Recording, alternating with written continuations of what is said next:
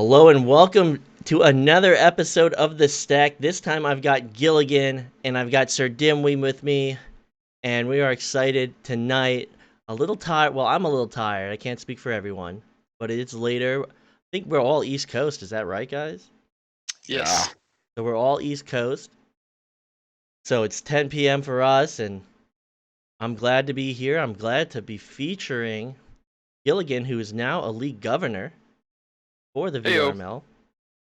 And SirDimwi, who is now a league moderator. Everyone's moving up. Everyone's putting in a lot of effort into the VRML, and I mean, it shows. The effort that everyone puts in cannot be overstated, understated. It really is a game changer. So, I want to get into the questions, but I want to be more freeform because we're all a little looser. It's later in the night for us. So I want to go to Gilligan, and I want to ask you, how has it been making the transition from player to moderator to league governor? It's been different. It's definitely different. Going from a player where I was really committed to the team and making us the best team that we could be. So we were on at least 5 nights a week, and then going from that to being a player and a moderator, that took up so much time that I knew that anything more than that would require me dropping out from something else. And now I'm a governor. It's a lot like being a moderator, except that I have not just Echo on my mind, but it's actually, I would say for the most part, over the last several weeks, it's been more time consuming, but it's been really, really worth it. The hardest part was dropping out from being a player because, I love the game enough that I want to do this for the league, but I also love the game, so I want to play the game. But it's been absolutely worth it up to this point so far. So I mean, without the effort you guys put in, this wouldn't be happening. And I know Dimwee had a difficult time being on Nova and casting, and it was, very difficult to find the time to, you know, juggle both things. So, Dimwee, how about yourself? Like, can you add on to this transition you've made from player to player caster, and then, now to league moderator? Oh well, I can't say if Nova hadn't split. If Nova hadn't split up, I definitely would not have made the decision to go. I would have still been casting because I was enjoying that. I kind of got into this week on, like during the week it was team, and on the weekend it was casting, and that got me a lot of casting time. It was a bunch to keep up with. But then Nova broke up, and it kind of got into like having to find another team, having to reestablish yourself with some other people. And I thought, well, I really like the casting thing. It's legitimate and it's fun, and I think I'm okay at it. And so, well, let's just go ahead and do that. I mean, because the other thing was I was never going to be satisfied if I didn't win a championship, and I wasn't going to win a championship. It wasn't going to happen.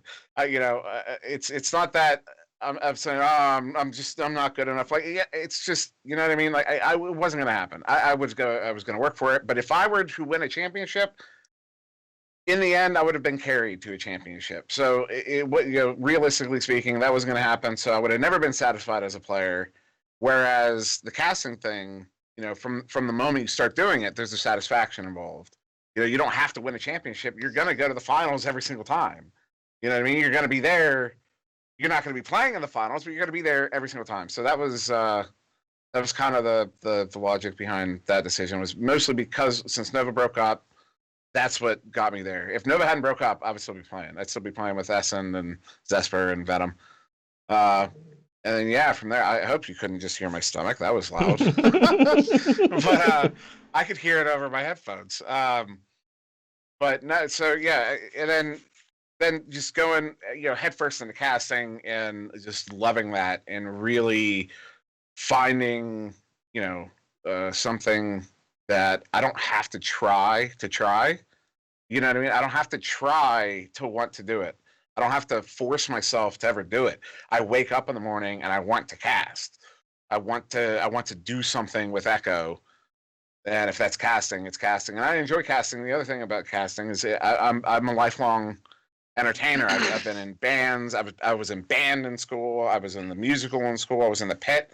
One year I was in a rock band, different rock and metal bands, and if it wasn't going to be music, it was going to be something else. Getting into the entertainment industry, and that's how I feel about casting. It is the entertainment industry, no matter which way you slice it.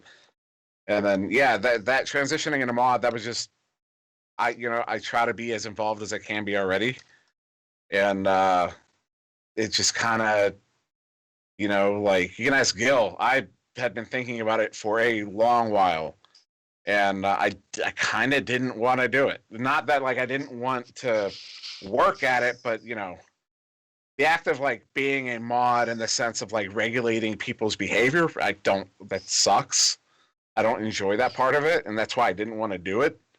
But the rest of it is awesome. So yeah, that's kind of that trajectory there, I suppose. No, absolutely, and I mean I enjoyed that. That was a minute, but I mean this is the type of dialogue that I like. This gives everyone the backstory, this transition from player to league moderator, player to caster, player to league governor, and this is why I love the show. And I have to get better at this. So the law, thank you for subscribing with Twitch Prime. I have to give the shout outs to everybody who supports the stream. But it's we all started as players, and Giligin found success. To be earnest, Giligin, I had never seen this rise, like your rise to like an exceptional player, right? Because I played with you, a year before then, and then I saw what you did with the wireless jacks, and then I saw your ability to coach, your ability to bring your team together, and really your playbook. I would have loved to see your playbook. I would have loved to see your playbook. You were always able to dismantle Redshift. Even Zux and the other players will say, they had no idea how to approach your team in terms of countering, in terms of defeating you guys. Well, yeah, thank you. Our playbook was always what I felt like was one of our strongest things that we could bring to the game. The fact that we had so many different plays that we could pull out at any given moment. I wanted to. When I played in ESL in season 3, I felt like one of my team's biggest drawbacks was we were really predictable. We'd run the same play over and over.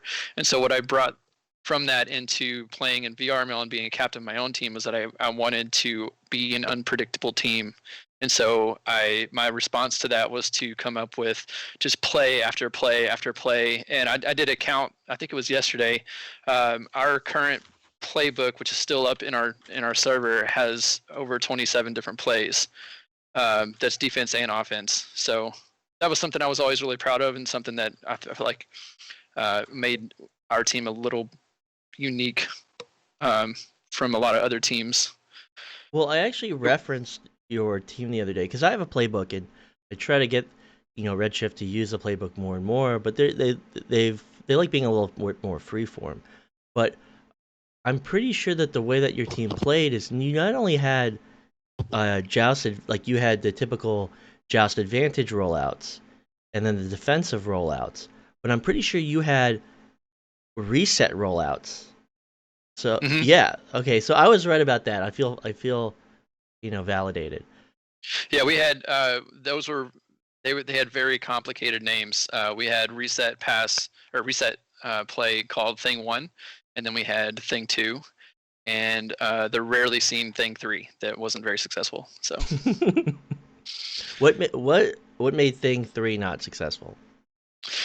We didn't. It came in later in the season, so we didn't have as much time to practice it. But also, just Thing 1 was successful enough that we rarely tried to run a different one. Well, that was I was expecting a much longer answer. But... No, that's it. I mean, it's as simple as that. It was something we came into. We came up with. I think Venom was instrumental in giving that idea to us to come up with a reset play, and then just the first one that we had was successful enough. Yeah, he talked about a lot of Venom's experience with Nova, excuse me, a lot of Venom's experience with Nova carried over into Wireless Shacks, and it was definitely a part of our success in season 2. I mean, I can even tell you where I don't know what he did with Wireless Shacks with it, but I can tell you how that started was we realized, it was that thing of like we had that bad habit of clear and boosting when we didn't need to be, we didn't have to be, or just we had the bad habit of just clearing. And so we decided that I say we, it was Venom. I'm pretty sure it was Venom's idea. S might want to slap me for saying that, but I'm pretty sure it was Venom's idea.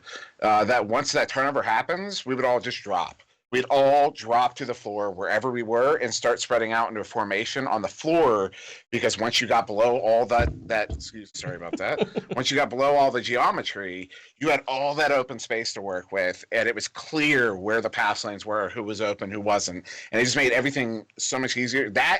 And when a team wasn't expecting us to drop to the floor, we had that a little bit more time to work with in opening that much space. I can say that's definitely saw the early iterations of that on Nova way back in season 1. Yeah, he definitely pushed that with us. It wasn't just the fact that there was so much clear space down there. It was just, if everyone knows as soon as a turnover happens, everyone drops, then it eliminated 3/4 of the arena to look for where the pass would go. He was really successful in getting Will and Blitz to do that. I could never get that into my brain to do that. I was always the failure in that play. But it's interesting as the game developed, how it became more sports like. Well, I shouldn't say more sports like, because it is a sport, and I like how, I mean, now I see VR sports picking up a little bit of traction. I've been saying it for like a year, and now, with Dimwi popularizing it with that video, or the few videos with Ignite and your personal videos, I see it being used in the Discord, and I'm like, wow, like that's like, I don't know, I feel it's good, and how do you feel about that branding, Dimwi? What are you referring to specifically? I think I missed a the VR reference. sports Branding? Yeah. VR sports versus VR esports. Yeah. Oh. Okay, that was a setup. I see. Yeah, no. VR esport is redundant. Yeah. The E, electronic, is implied when you say VR. You know what I mean? It's like I can't think of an example off the top of my head right now to exemplify redundancy, but you're saying electronic sport. And when you say VR esport, and so I don't like that moniker.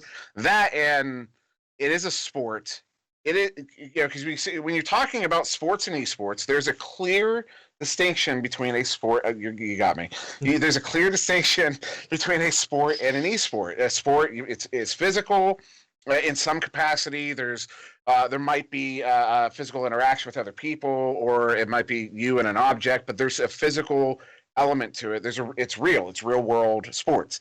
At esport, the connotation is you're sitting at your computer, flat monitor. There's a lot of dexterity involved with your hands and hand-eye coordination, all that. It's not valueless, but it's a distinct experience from sports. And VR sports, it's that in between, so to speak. I don't even like calling it in between, but it's the melding of the two, where it is both a sport and an esport. And so it kind of deserves a kind of, I wouldn't call it a middle ground name, but like a unique name to show that it is, when you say VR esports, it sounds like you're not acknowledging that it's a sport. Whereas when you say VR sport, you're acknowledging that it's a sport, and it is electronic, because you can't have VR without electronic. So that's my rant.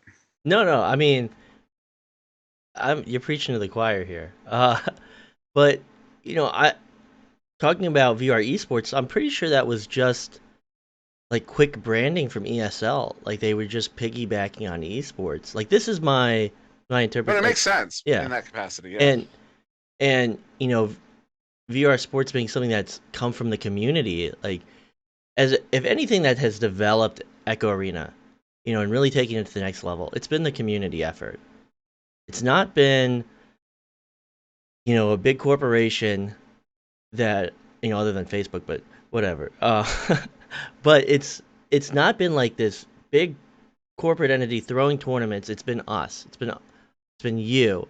It's been everyone that puts in the effort, playing, puts in the effort, moderating. They're the ones that are responsible for the success that we're having now. And it's only right, in my opinion, that our branding, it comes from the community. It's more reflective of our experience. I mean, yeah, that makes sense because it is every the success of everyone depends on the success of everyone in this adventure. Whether it's Venom and his YouTube, whether it's Rad and Echo itself, whether it's Oculus selling headsets, from the top level all the way down, everybody's success depends on everybody else's success. We're building off of each other, and yeah, I don't remember where I started, but No, that was my point. that's We're all building towards the same goal, and it's just the overall growth. We want to see the game, this sport, this genre of entertainment. Venom, and SirDimwi, vote in the chat. No, I was saying Venom. Venom's in chat. Oh, but yeah, we all want to see it just keep getting more and more successful, and the fact that it's more than, I mean, no one in VRML is paid yet. No, very few people around the community are paid for any of the stuff that we do, whether it's content creation or moderation or hosting a podcast. Like, whatever money is made is minimal, and it's like we're all supporting each other, and the more we support each other, the more people we can bring in, because we have a great community. We hear that all the time, that we have one of the best communities, and it remains that way through the growth. With any growth, you get a little more dilution of the goodness. Does that even make sense? Diluting of the goodness, but I think overall we still have remained one of the best communities in that, and that comes from us. Everyone supports everyone else who does anything within this community, and I think that's a really important to the success of V Sports. V Sports. So, well, V Sports is already used for cars. It's just whatever this. Oh, see, I'm not a car guy. See, like, because I checked the branding, I was like, because I have another guy that I've worked with doing tournaments, on the other side of the world. Okay. And he was like V Sports, and I checked it up, and I was like, oh, like on Instagram it was like cars. I was like, well, we can't, like, that one's already taken. Unless we want to like hijack it. I don't know. Whatever works. If it works, like, more power to it. But that's my that's my rant. Oh, I like lost track of the questions. I'm just enjoying this free form. But Venom saying we can take over, and we really can. Like, I've been working selling the Quest 2s. I'd have like a weekend job doing this because it was something I wanted to do, and also I wanted to be on the ground and seeing what's happening with the regular consumer. And those things are selling. Like, they are selling quickly. So, we were early adopters. We got in on the first wave. We dealt with computer issues, whether you're technologically savvy or not technologically. It's a pain in the ass. And for sure. And I mean, I'm fortunate to know a little bit about computers and working with the community, and because everyone used to be a software engineer, and then now it's everybody else. I'm not a software engineer. I wish I was, but now you just you have that Quest 2, you plug it in, you put it on your head, and that's it. You're good to go. So it's changing the experience, and Phenom's saying that his mom is buying one, and I want to get one for my mother. She loves VR, and I can't give her a computer because she'll be like, what is this? How do I operate this? Mm-hmm. It's definitely introduced some interesting people from different walks of life, shall we say, to it, because I mean, when I got into VR, I needed a new computer because my crappy laptop was 5 years old and was dying, and so I thought, well, I'm home now. I have my own house. I'm gonna do my own thing now. I'm an adult. I'm gonna go ahead and buy a computer that I can run some better games on. And I wasn't really a gamer at that point. I just wanted to get into it. And then I noticed that some of the pre-built computers at Best Buy said they were VR ready, and so I thought, hey, it would be super cool to get into, you know, VR maybe. And then, but I didn't know anything about computers at that point. Like I knew how to basically operate one, and that was it. Because of my involvement with VR, I learned how to build a computer, and I've now built my own computer, uh, and I've upgraded the graphics and the CPU and the motherboard twice now, and like I've got a webcam now. That's not something I ever had before, because I would rely on my crappy laptop because I didn't need it for anything else. So this is definitely a getting into VR, and the passion that that can inspire is definitely a way to get people in. But now we've got the base, the foundation laid down of the community, the people that really want to get into it. And now Phenom's mom is able to buy a Quest and just put it on and play it for the more average consumer. And it's interesting to see how it's branching out now. Yeah, I mean, I couldn't Yeah. I couldn't agree more. It's we're on the cusp of something great, and I've been saying that for a long time. I don't know if that was like wishful thinking or positive thinking, but now it's true, and things are like I wouldn't call it wishful thinking. It's one of those things. Hindsight's 2020, and so at the time it would have been reasonable to say this is wishful thinking. But knowing what we know now, and even that we all saw it. You know what I mean? We saw it. We all saw it. We all saw it. We all popped in that. I've said this so many times on cast. We all popped in that first day and made that same discovery. It wasn't. It wasn't. It's that. There's that like what like World of Warcraft Classic is nostalgic, and what I mean. You go back to it, and it's like, oh, this is kind of and maybe someday it'll kind of be like that, where it'll be nostalgic. But there's that feeling you get when you're what I mean, when you're experiencing something like that. That's when you've experienced it in the past, something that is special, that later becomes special. So like for me, like my early days of World of Warcraft, those memories for me from 15 years ago are special memories. For me, they feel a certain way. And when I listen to the music from the I just forgot the name of the zone. I've been there a million times, but there's certain music you could play from that game that will immediately put me at ease. It'll just calm me down. It'll relax me because it kicks those memories, that nostalgia in. And so, excuse me.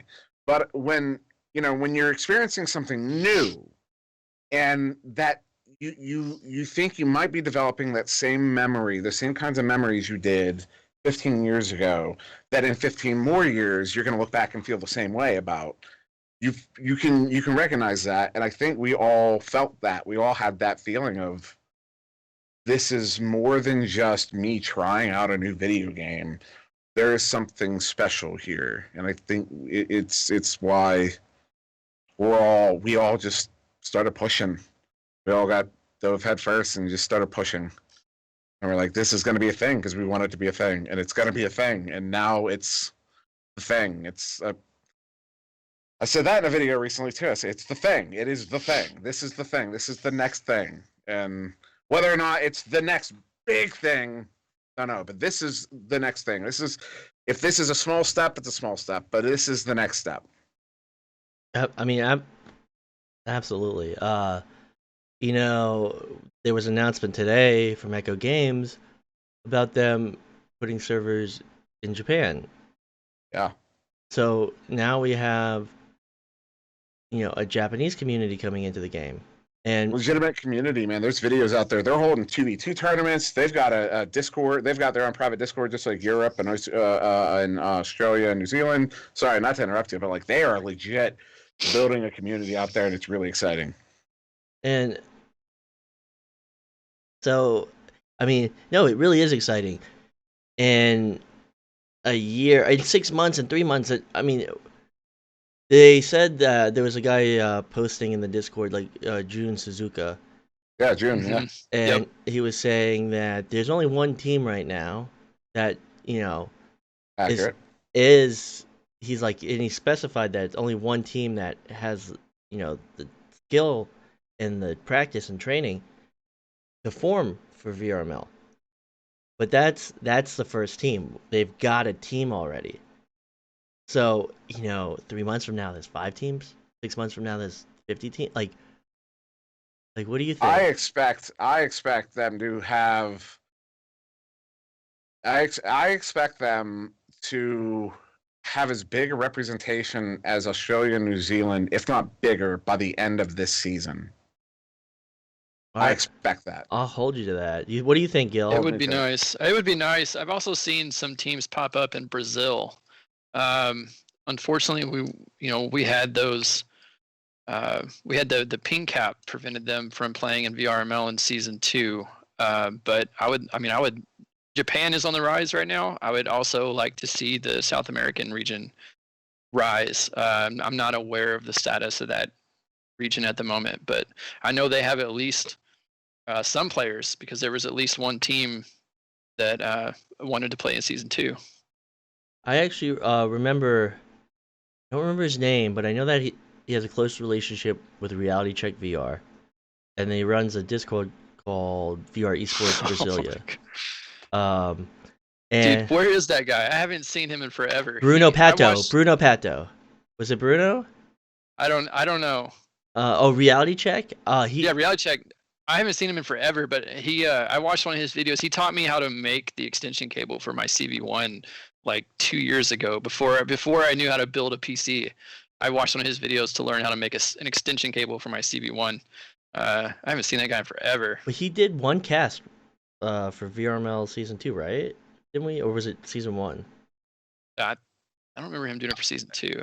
I don't. Yeah, I think it was season 1. Season 1. I mean, he has a great He has a voice. perfect voice Like for it. Yeah, it's we've been fantastic. busting our asses to learn how to cast, and then Yeah. you hear his voice, and it's like Some people are just naturals Like- at it. I could just think of a couple. Him, VR Jersey is particularly good at it. And VR Jersey could start a podcast, and I think he could get a massive audience just talking. But and then caption and caption. I don't know if it's so much his voice, just the way he delivers.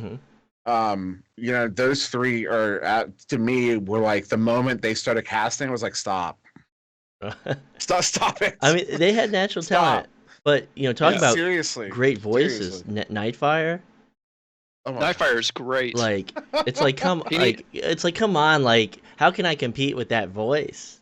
Like And he's Yeah. got that kind of deep voice. Like you try to make your voice deep, but it doesn't actually really like hit that boom. You can make it technically go lower, but like it doesn't really get all that low. You know what I mean? yeah, Nightfire, when he does that, it booms. Like it's he'll do it just blah, blah, blah, blah, you're just like blah, blah, blah, blah, blah, holy, it's he's got a I love Nightfire's voice. I keep trying to convince him to not give up casting Onward, but to put more priority on casting Echo. And Mama Verds yells at me every time that I say anything about it. But he's a great caster.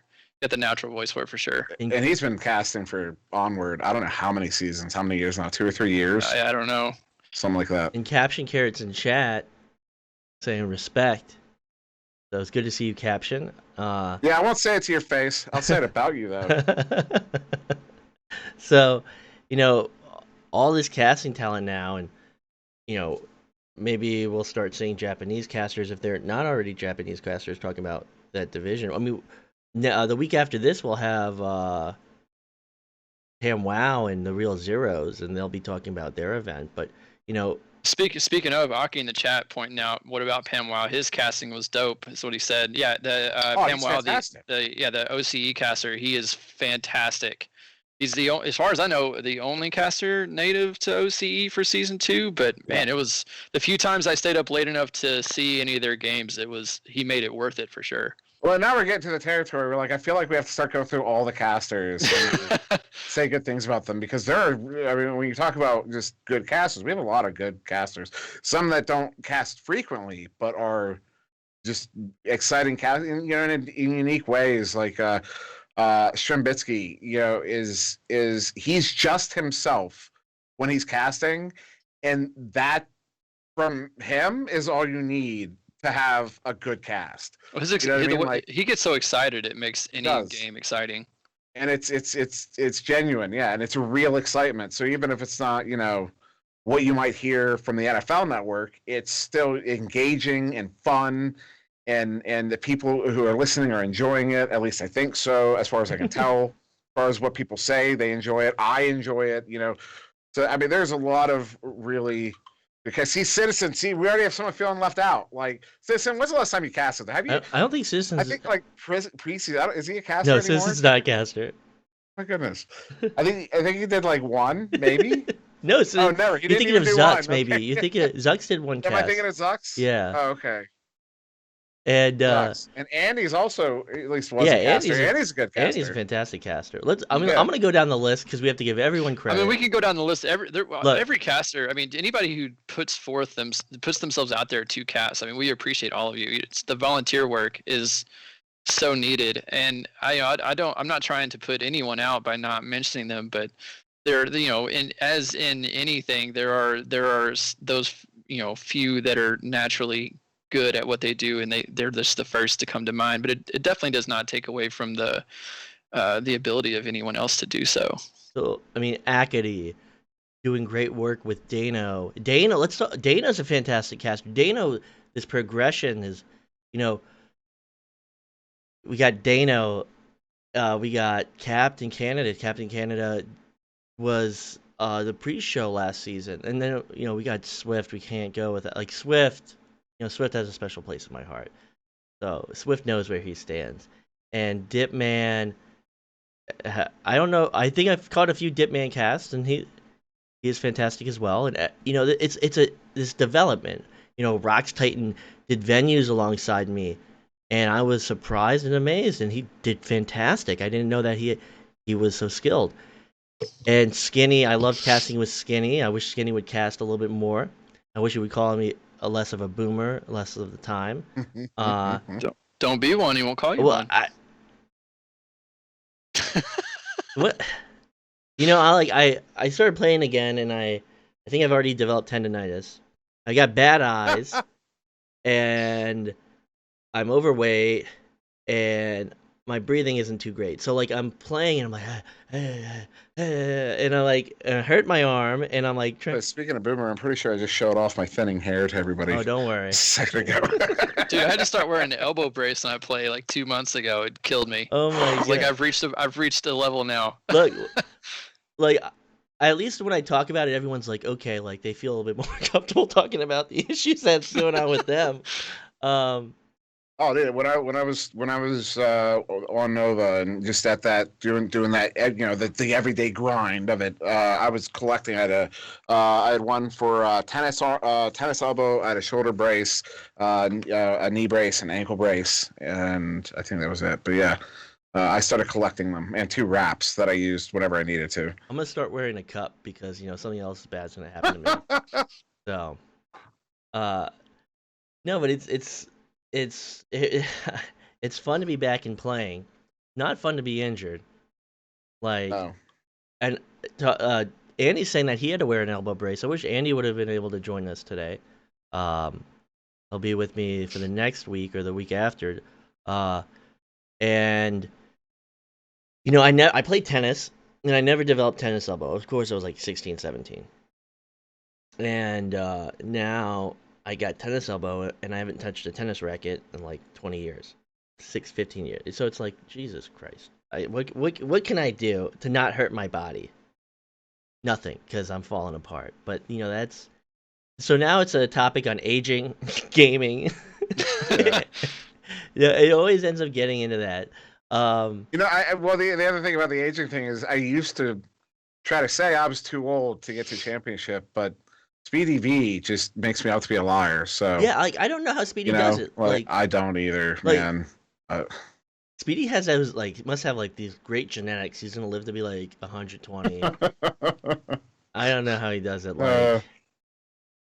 I'm envious of that man. Well, I remember hearing like we were coming up on season 2, and someone had been talking to Speedy, and when the topic came up, he said, "Yeah, time to get back to the grind." And I was like, "Oh, dude, I feel that because like he has to spend that time. You know what I mean? Because well, we don't have to keep talking about age, but I would say kids are at a certain advantage mentally and physically, but mentally as well, in a certain capacity. Adults also have certain advantages as well mentally, but kids have that pliable brain, man. They can pick stuff up so quick.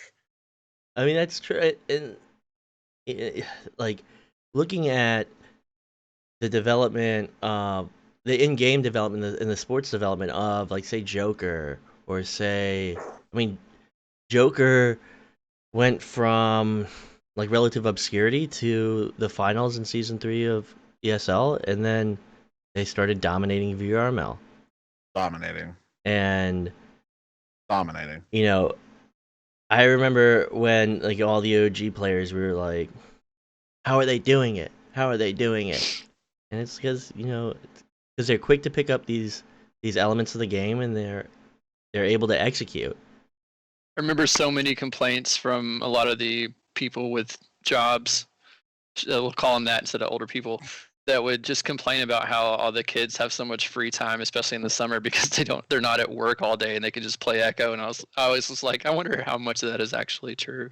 Like, I'm sure that contributes to it, but how much of it is just that elasticity of the young brain compared to the amount of time they're allowed to spend in it versus how much time, like, for example, like, I work full time. I work 50 hours a week for my job at least, and then I have I have a daughter at home, and so I only play when she goes to bed. So I only get to play after 9 o'clock, after she goes to bed, and then I have to get off before I have to go to bed because I have to get up in the morning for a job. So my time to play every day is very limited compared to all these damn kids who get to play all day because they're not in school.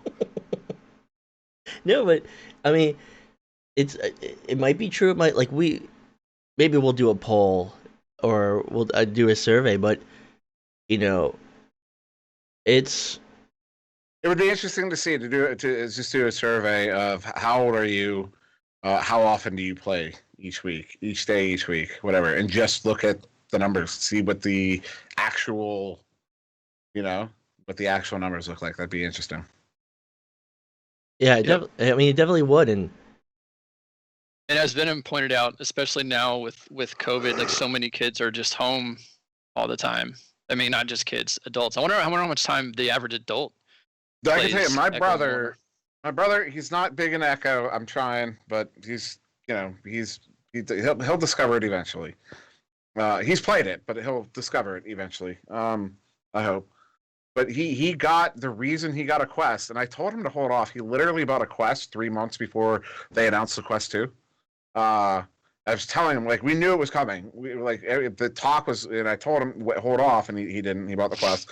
The reason he got it is because he's an actuary, and he works a really typical 9 to 5 Monday through Friday, and being an actuary for a health insurance company, he is very keen on the situation out in the real world with COVID, and so took it very seriously from the very beginning, and was bored out of his mind after 2 weeks, and needed something to do, needed to feel like he was getting out. And I think that's it's you don't want to phrase it in a way that comes off as dismissive of the number of people who have died, but it has driven a lot of people to VR because you can leave your house without leaving the house. And that sounds so, I don't know, like an overplayed phrase, but it's literally the truth.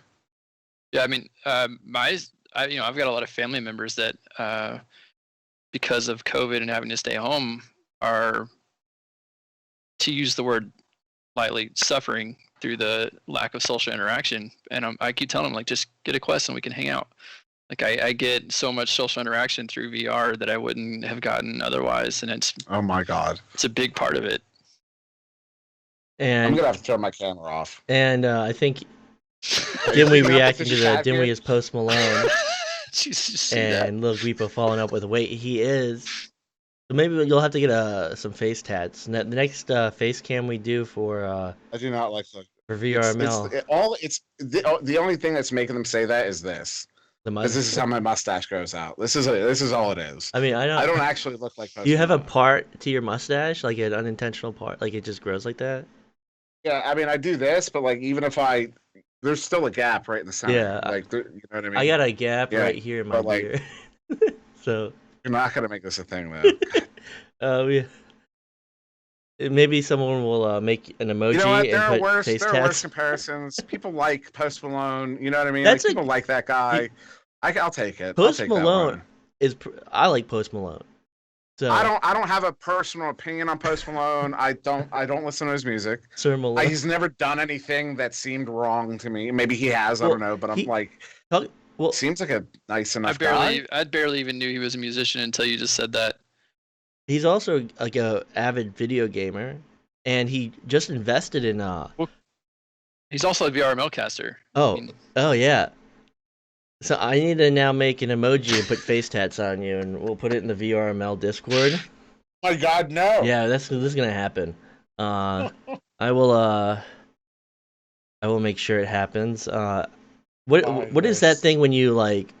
You know, I thought about trimming. I thought about trimming this up, but I was like, no, it's not going to look that goofy. It doesn't look goofy. It's just how it grows. And now I'm Post Malone. Dude, you just gotta let it go, bro. I like Post Malone, bought into some esports game, like some esports team. Excuse me, esports team. I think they do Call of Duty, and he loves Call of Duty. He's been in a few Call of Duty ads, and he's also in a Dorito ad that someone referenced. So he's involved in gamer culture. He likes gaming. He likes competitive gaming. So how do we get him, into VR? Tweet storm. Yeah, we need the inside man that like influences him. But for now, we have SirDimwi as our Post Malone. Has he ever? I've just thought of this. I've never looked, but has he ever had a concert in VR? I don't know. I don't know. I haven't seen one. Someone in chat check that. I can bust out my turntables and we can put your freestyling up to. I went in the venue because I got a Quest 2 and I went into venues the other day, which was cool. Venues is cool, but what's his name?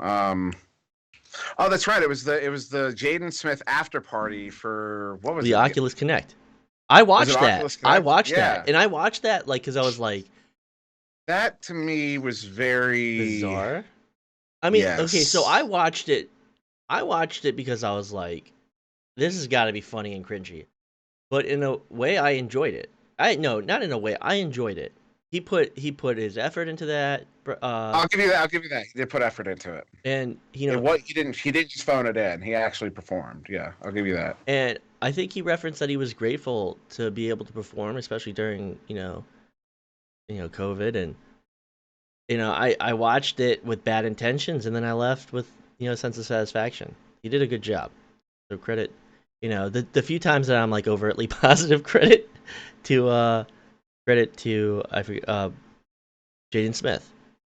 Swag. I have not made music in so long. Oh yeah, Dimwi's music. That's not viable.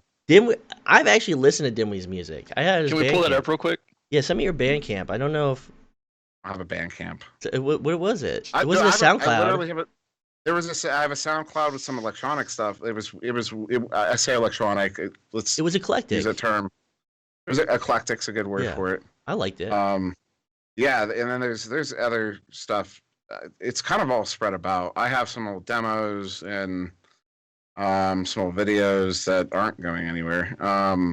Swag, he did make music. I don't know if he does anymore. No, I haven't. I have not. I used to play guitar every day, hours every day. I haven't picked up a guitar in probably 6 or 7 years. It was one of those things. That was the thing I referenced earlier. That it was either going to be music or something else. Getting into the entertainment industry, and it happens to be casting, which is a form of performance. But yeah, I did music for a long time, and then one day I just just from experiences with bands and putting up with that nonsense and realizing it was getting to that point. It's probably not going to happen at this point, unless an angel falls out of heaven and saves, does the thing. But yeah, and I just lost. It was just no longer. I just didn't care. I just stopped playing guitar. I went from playing every day, writing all sorts of music, and just stopped. It just went away. Yeah. So on a positive note. Yeah, sorry, that sounds really negative. Man, I was getting into photography real big, and then I bought a computer with a headset, and I haven't touched my camera since. It was like 3 years ago. So, yep. So I mean, I got into photography. I was able to go to Costa Rica, take a bunch of photos, and when you travel, photography just feels better, right?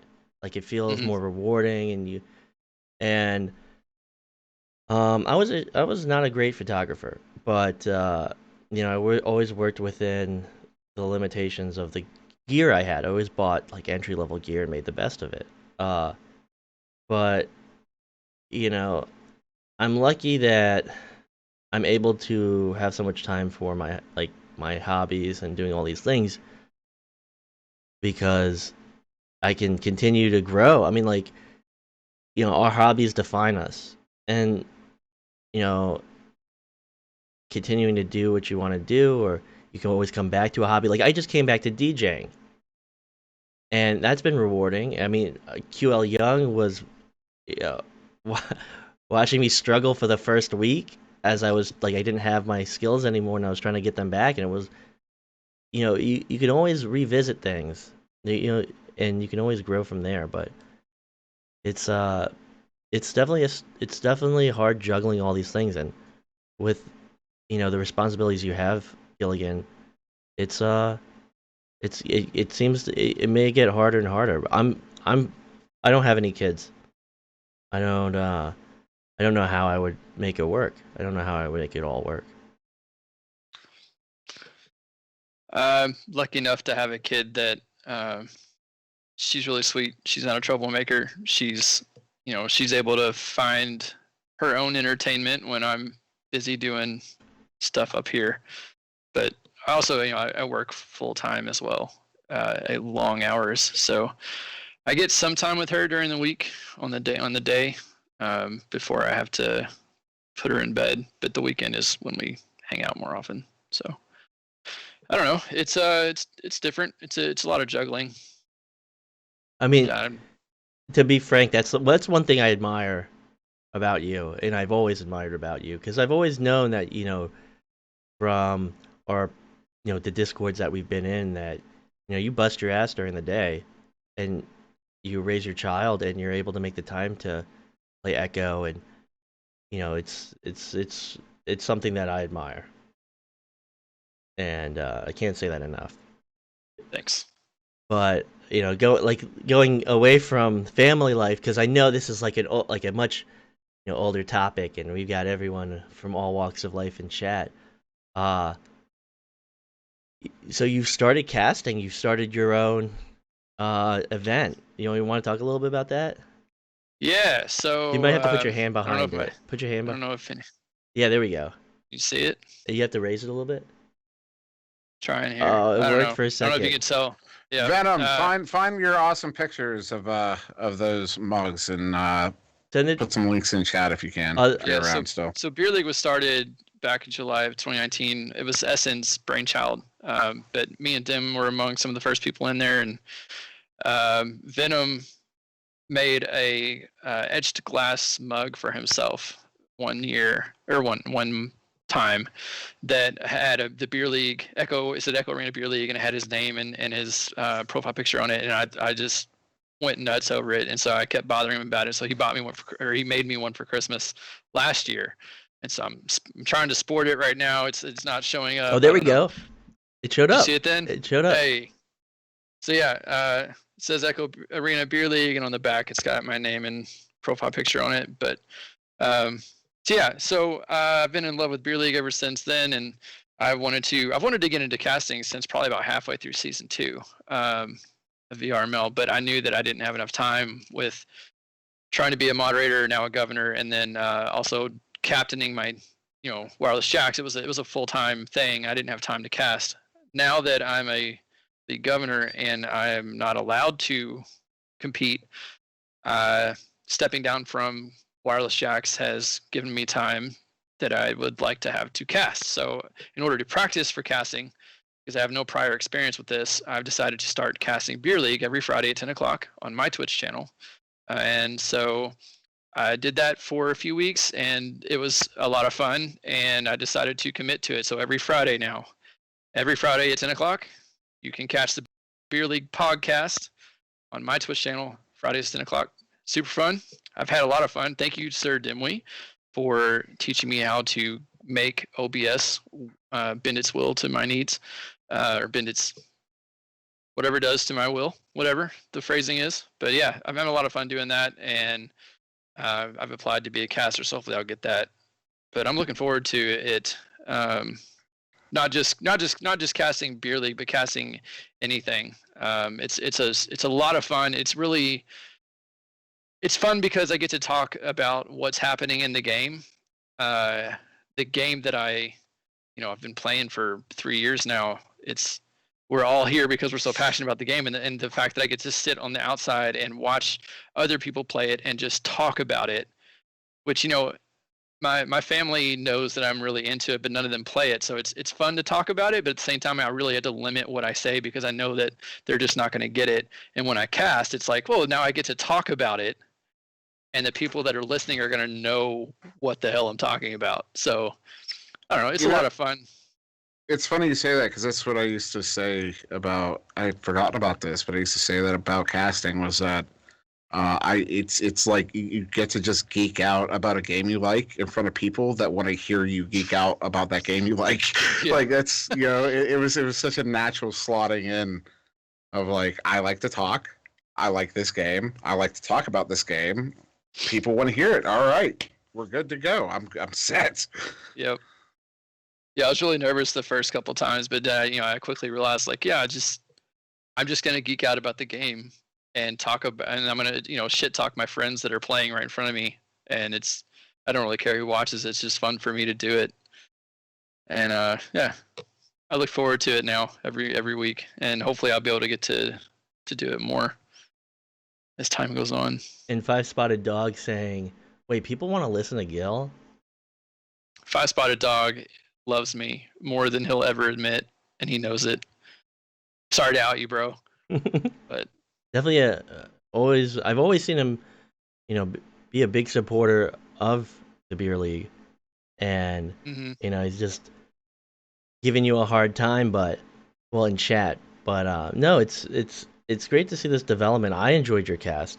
I saw it last week, and I was saying earlier that it's like the purest form of casting. You're there, you're developing your skills, and you're enjoying it. Like when Dimwi and I started, Palador was the only good one, and Palador trained. He had been training for a while, and we were just kind of thrown into it. We were there supporting it, and it took me a few months to actually, enjoy casting, because at first I was just doing a service, and then something happened, and I was like, okay, I can actually do this, and I had like a revelation, right, or epiphany. Probably about the time that Illuminati won preseason finals, and I started screaming, and my microphone was clipping. I had this microphone, but I was terrible. I didn't know how to configure it or do anything like that, and I was just screaming in excitement. And then I realized, like, okay, I had to become a little bit more professional, but it was in that moment that I started really enjoying it, and I started embracing casting. And, like, that pure form of casting, like you see in Strimbitsky, and it's just, unbridled joy and love for the sport. Dimwi, do you know when you really fell in love with casting?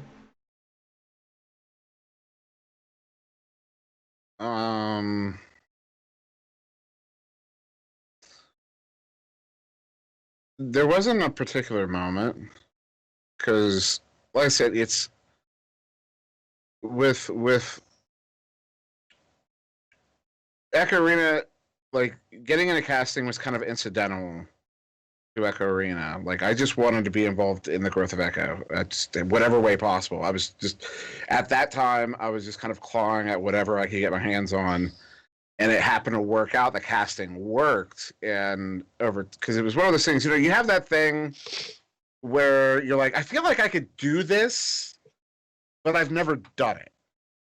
But I feel like I could do this, but I can't say I could do it because I've never done it. You have that kind of thing. And so over time, because at first I didn't do play-by-play. I did not do play-by-play like at all.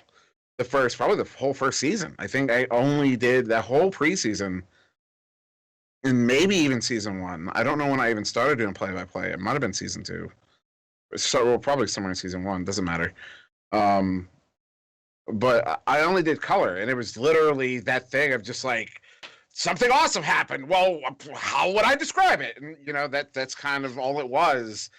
And then it got to the point where it's like, all right, I got to start doing more because, like, I'm the type if I'm going head first into it, I'm not stopping. Like I'm not stopping where I'm at now, and I wasn't going to stop at where I was then, and I'm not going to stop at where I'm at tomorrow. And so the next thing was, right, I need to learn to do cameras, and then from cameras it was like, you know what? I need to do a solo cast, and I need to get on the channel 3 and do a small game as a solo cast. And then I start discovering apparently I can do play-by-play. And I think I can get kind of exciting when I do play-by-play sometimes if I'm not stumbling over my words.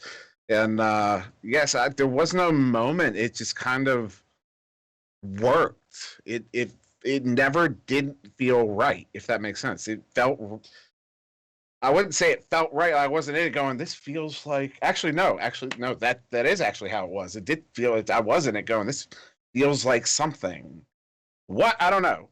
But it feels like something, and I'm going to keep doing this thing because I like the way it feels, and I like doing it. Yeah, there was no particular moment. It just worked from the... it just worked. Every step of the way worked.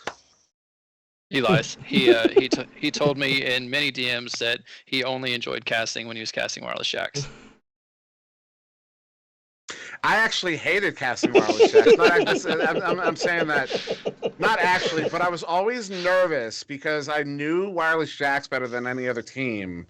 And I was always, like, every time I casted a Wireless Shacks game, if I got a PM from Gil, every single time I was like, shit, I really hope I didn't expose something on that cast that I have. Because I know I did it at least once. Where it wasn't even like it wasn't a major thing, but it was something I just pointed out. And yeah, so yeah, I got nervous when I casted Jax because I didn't want to upset anybody. So we were always so happy to have anyone cast us. It didn't really make that big of a difference. We were so thrilled to be on cast. I mean, you got to the highest levels, and you were a fantastic team to watch because of your coordination. Thank you. So I got a message from little Guipo with a little bit of media on it, and I know that we're gonna enjoy this, and SirDimwi might be mortified. So I want to see the expression What did you on find? his face. All right, so I'm gonna cut to the partial. As long as it's not, I'm not singing in it. No, am I? no, It no. better be old band footage. Ready? I'm gonna You be ready mad for if it's this? not. Thank you, little Guipo. There's no way you found video. So we got this. You should Oh my god. So, the resemblance is uncanny. Just a little bit. The resolution's low. I had to like make the picture bigger, but Don't look anything alike. It's just the mustache. all right. It is only the mustache. I will cut back to the cameras so everyone can see. I made sure that when we cut to it, they didn't see your expression. So don't worry. It's your initial expression was pretty good. I should have kept that up. No, but I'm sorry, I'm so loud. Oh my god. No, and Lil Guipo saying we're not making fun of your mustache. It's okay. Swag, no. All right, we're gonna get in front of this now. Do not start spamming that server. We're gonna get in front of this now. Do not. I'm looking at you. Do not start spamming that server. I mean, this is a compliment. This is a compliment. Me and This is a Gil- compliment you should take with. I'm just saying, me and Gil right now are in the middle of something, and if you guys start going spamming that server, we gotta go start being mods. Don't start spamming that server. I'm enjoying this. Like, I know the fact that I'm saying it is someone's gonna want to test the boundaries. Let's not. What if I post it? I just went over how like I don't like regulating people's behavior. Don't make me do that right now. Okay, I'm enjoying this, but Oh, we gotta check. no one's.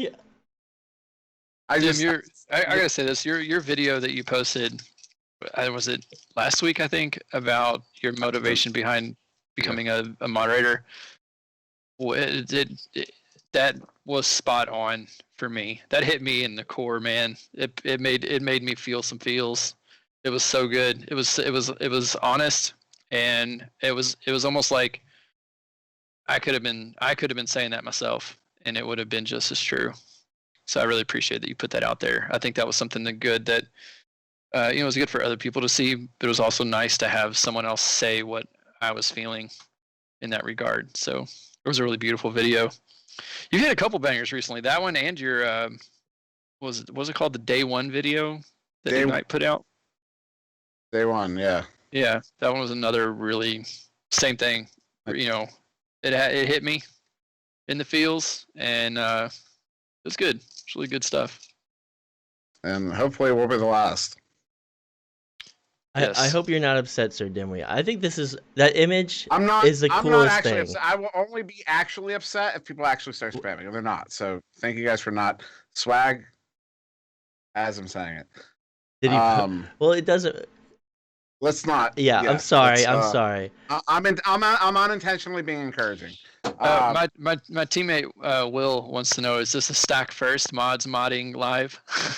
Oh, are you guys actually modding right now? Are you trying to multitask? No, not yet. no, and hopefully not yet. Well, I just to say again, I apologize. But Bar saying Day One is definitely a banger. Yeah, I mean all the videos that Ignite's been doing recently are great. You've been doing the voice work for them. I'm gonna say, well, Day One, Bar's idea, and he was basically, he kind of directed the hand a bit. But yeah, no, the video, I pulled the VOD and edited it and recorded the biggest pain in the Tookish is doing the audio, because I am obsessive about how my you hear your own voice, you hate the way it sounds. Everybody hates the sound of their own voice. I hate this. This might surprise some people. I hate the sound of my voice. Hate it. Hate listening to myself speak, and I listen to myself speak probably 6 hours a day. Like I'm probably listening to myself speak like 6 hours a day, and so because of that, I obsessively edit that audio to the point where you're not hearing a breath when I'm talking, even though that's a natural thing. I just can't, so that's the hardest part of it. But no, I will say, and Far did not give me permission to say this, but I'm gonna say it anyways. Hopefully Day One won't be the first. You mean there'll be a Day Two? Are you teasing something? Like what do you like? I can't. I have no info. I was just something that's not completed. This is I don't know. Like this is the worst teaser or the best teaser. I don't know. I'm like, you got me like. You heard your personal. I can't tease something. Dimwi, you have that isn't complete. Dimwi, you have a smooth voice in your Post Malone. What else can I wish for? So. I gotta stop showing my thinning hair on the camera like that. I just did it again. From top down, you can see it. It's obvious as day. You can see the line. Where like I'm not gonna have hair anymore. You look good. Don't worry. Everyone is grateful that you're on the show, and we're all here to support you. Please don't ever forget that. We are all. I would like Yu Young just asked a question that I would like to answer. All right, feel free. because so QL is in chat asking, and I know it's on the video, but for anyone who's just listening to the audio of the pod, he's asking what our opinions are of the new Discord as separating from the Echo Game server. And I absolutely 100% support that decision. If I wasn't a mod, I would have supported the decision. And basically, it's the answer I've been giving as when people ask why, and I know QL has probably has an ulterior motive there in asking the question in some capacity, because I know there are some strong opinions in the community. There's always strong opinions in the community, which is good. That's not a bad thing. But no, it's because the VRML mod team and the Echo Games mod team are distinct mod teams, and so you had two distinct mod teams trying to coordinate moderating a server with 20,000 people on over 20,000 people on it. You know what I mean? So it only makes sense in and of itself only makes sense to, instead of trying to manage as VRML mods, instead of trying to manage 2,000 people among 20,000 people, we can just manage the 2,000 people. Right now, we're approaching 1,200 in the actual server, but and that number keeps going up every day. It's easier to manage that, and it just makes sense, and it gives us that level of control and whatever else. But I can't imagine, because I wasn't a mod when we were still on Echo Games. I became a mod at the same time we were switching. But I can't imagine that was easy.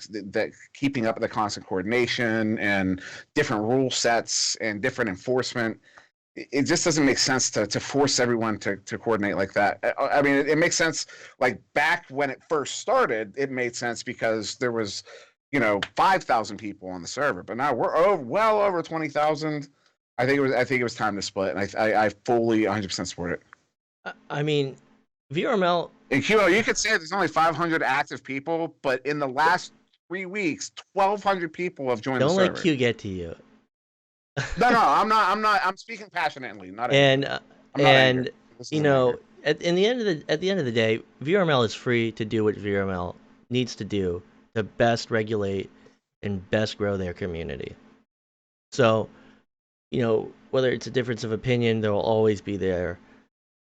It's much easier to do your tasks, to perform your duties, however moderators and league governors see what they're doing.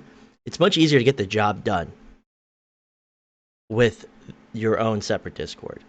There's no cross chatter. There's no no one's dropping the ball because everyone has things on the side that they're doing. This isn't the focal point of their lives, so it's hard to manage everything. And with their own Discord, it's just easier. So VRML can do what they want, in my opinion, to get the job done. Yeah, I completely agree with everything that Dim said. I mean, it's not like we came in. It's not like VRML came in on day one and said, "Okay, well, we're starting a new thing. Let's start a new server." Like we tried out the thing with the Echo Game server, just having our own section, and that was fine. But we just felt like it could be better if we could have our own server. And when we split from them, there's no ill intent or there's no bad blood there. I mean, we have Echo Games news going into the new Echo Arena VRML server and vice versa. We still fully support Echo Games Discord being the place for community events. The Echo Arena VRML server is just for VRML. Non-VRML community Echo things are all about Echo Games, and I would fully support that as a player. I supported it as a league governor, and I mean, I think it's been a great move. I feel like the I don't know. I feel like it's been a great thing. I have no regrets about it whatsoever.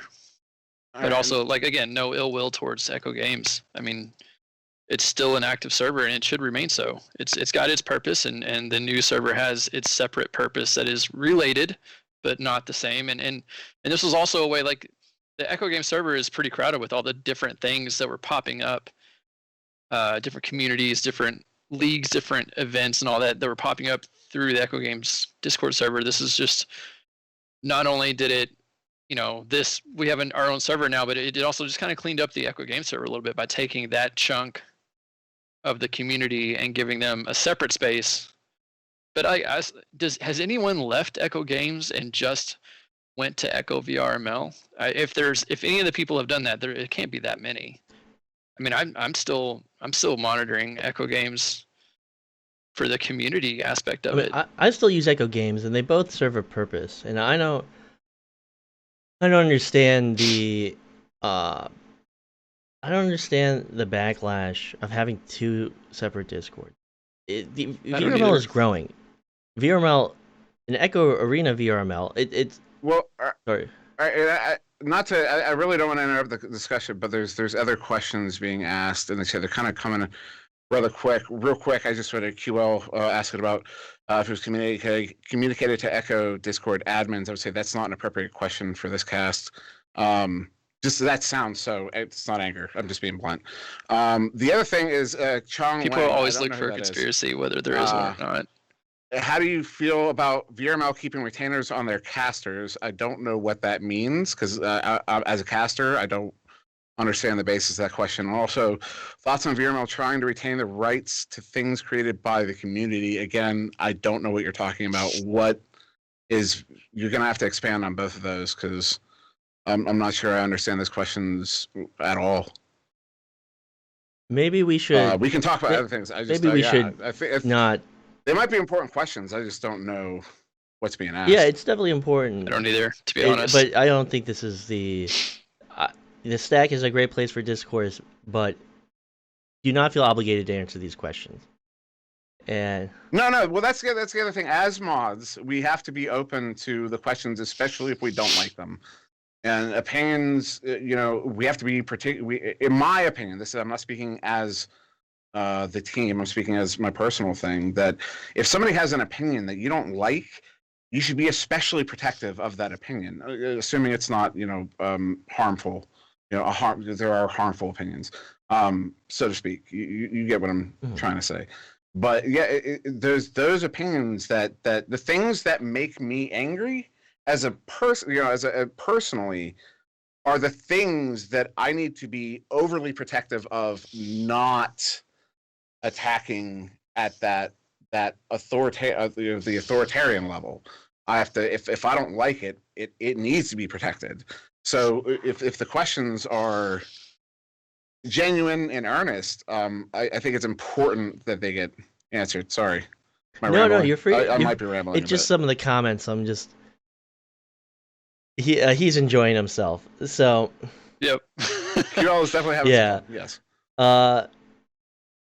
But I would, if Chong Wang wants those questions answered, if he could rephrase them in a way that would make sense, I would love to answer them. I just don't understand them. It's within a fine line whether they're trolling or not, but getting back to the more lighthearted questions. I mean, in the end, I will say this: VRML free to do. Yeah, there are no exclusivity contracts for the casters of VRML. I can go cast whatever I want. VRML does not. I'm not a VRML caster. I am casting Beer League on Fridays. If I become a VRML caster, I will still be casting Beer League on Fridays, and that will still not be a part of VRML. They are very separate, and VRML does not restrict casters to only VRML. Enforcing, don't answer the question. Even if these aren't genuine, earnest questions, they're good questions. I think, in case somebody out there is concerned about something like this. So I think it's, even if the questions aren't, like I said, earnest, I think they're important to be answered in case anyone's curious. I just repeated myself verbatim. I literally just said the same thing twice in a row. Well, let me get back to the conversation because I'm spending more time reading the chat right now and all these. Yeah, I have that bad habit. So chat, you definitely were able to really manage the flow of this conversation. But so beyond VRML, beyond esports, beyond all VR sports, with the future of everything Everything's going to be growing. So Another concern, just to be clear, the Echo Games Discord is not owned or run by Ready at Dawn at all. Just a citizen in chat with a concern there. That is a community-run server, so there is no official. As it used to be a meme in the community, there is no official Echo Arena Discord. Sorry. no, no. I mean, I I'm just. I can derail. I derail. No, I'm just sitting here. I'm like, but I think we're gonna end up, winding down because the tone of this was changed. Oh, I misunderstood it. Yeah. Sorry. So I'm aggressive, but I don't mean it in an angry way. I'm sorry if I'm coming off a certain. I mean, way. we can go on to other things. Yeah. It's fine. I'm good. Did I do something? I'm good. No. It's all right, awkward? Post Malone. I'm It's all right, sorry. Post Malone. Oh my god. See, No, I'm done. We're over. Are you? All right. And with that, I think we'll. Oh, are you back? I don't know if you were serious, because but Nice. so casting, playing, all these changes, all this the continually growing community, and now we have a Japanese community, and mainly maybe a growing larger Asian community. So it's interesting to see where the next community will come from in the world. So the future really is bright, so to say.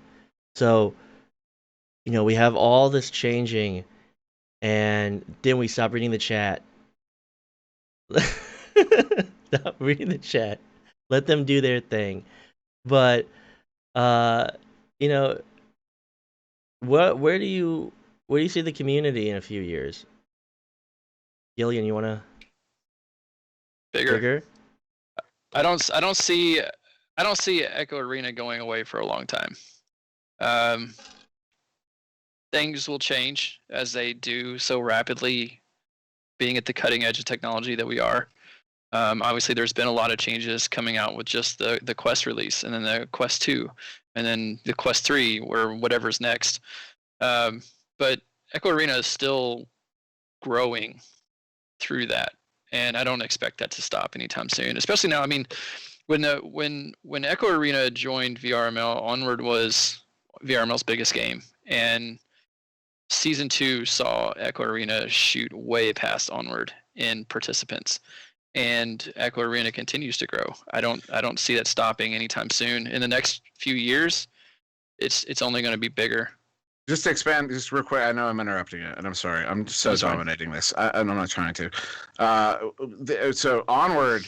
So when we showed up on the scene, like Onward was at what, like season 8 or 9 or something, and they had about, I'm trying to do this from memory, around like 500 or 600, I think, signups. At the end of season 1, we had under 300. It was like 270 something, like 278. And then we had a quest port come out, and we went from under 300 signups to by the end of season 2, over 1,500 signups. And then Onward, also, this is the point I was wanting to make, and I'm now making it long form because I can't help myself. Onward went from 600 to about 1,200. So we septupled while they about doubled from the exact same boost, as it were, the quest port, which I think is very interesting.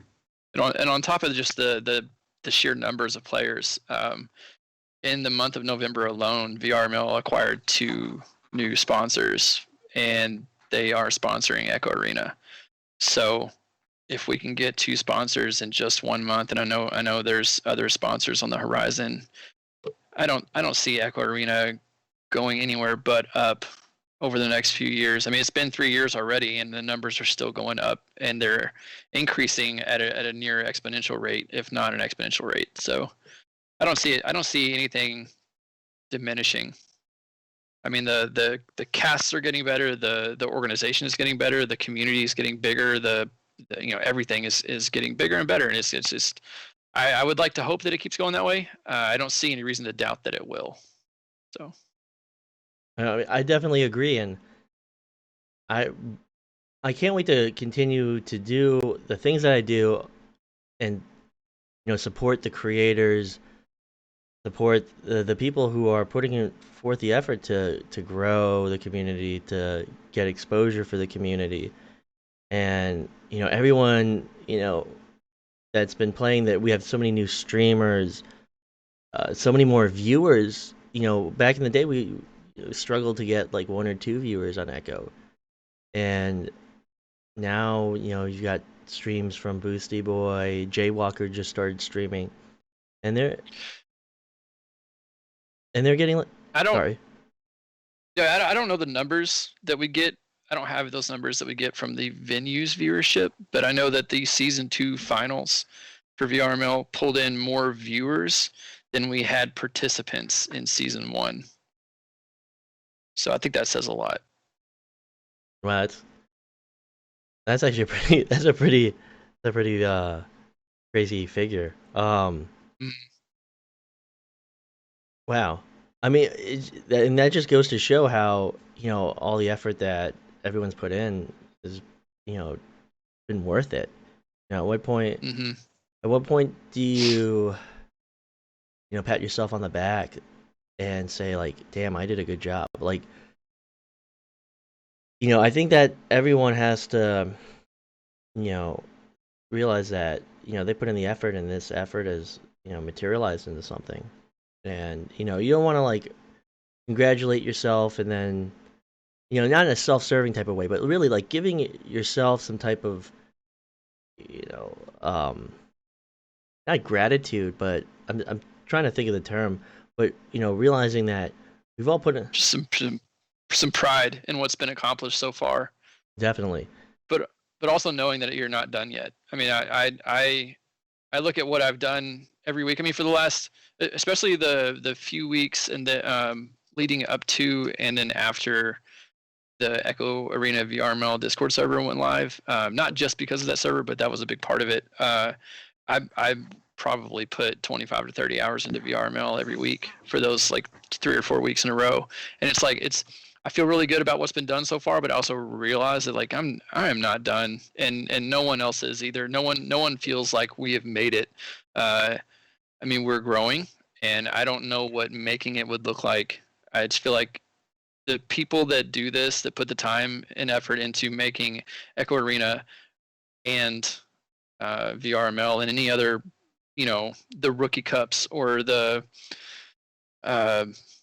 any other tournament that anyone puts together, like it's all volunteer, and we do it because we love it. We don't feel like we're done, and we're not going to for a long time. And I'm excited about that. I feel really good about the state of the game, the state of the community, the state of the competition. I feel like it's only getting better. I definitely agree. And we are now pushing 90 minutes. So typically the show. Here's the thing. I got to do this really quick. I'm filming a TikTok right now on the stack on twitch.tv/Sputnik Cobra. Yeah, this is live. You could watch the VOD right now. All right. There it is. I have no idea how to. On the stack. Videos within videos within videos. But we've all been working towards something, and SirDimwi just launched his TikTok. We have the social media links. And Giligin, what's your Twitch? Is it Giligin? It's just Giligin. Yep, twitch.tv/Giligin. So I'm gonna post that. And that is Giligin. It is not spelled like the TV character, folks. It is completely custom. Giligin. So I've got that in the chat. If you want to watch the podcast every Friday at what time? 10 p.m. Eastern. So, and Dimwey's got his Twitter. We've got all our links posted in the VRML under the social media links, or the social media channel. Please give that a check. And if you're interested, follow any of us, all of us. A lot of great content, 3-minute meta from SirDimwi every Tuesday. every Monday at 3 Minute Meta on YouTube. New episodes every Monday at 2, and soon coming to TikTok because they're going to 3 minute videos. Incidentally, yeah, Gil, yeah, it's happening. I saw that. I saw that reaction. Yeah, it's happening. So please check it out. And on that note, we're gonna end this. I hope that everyone has a good night, and thank you for watching. Thank you for coming on the show, SirDimwi. Thank you, Giligin. Thanks for the invite, bud. I really enjoyed this. Sure. And goodbye, everyone.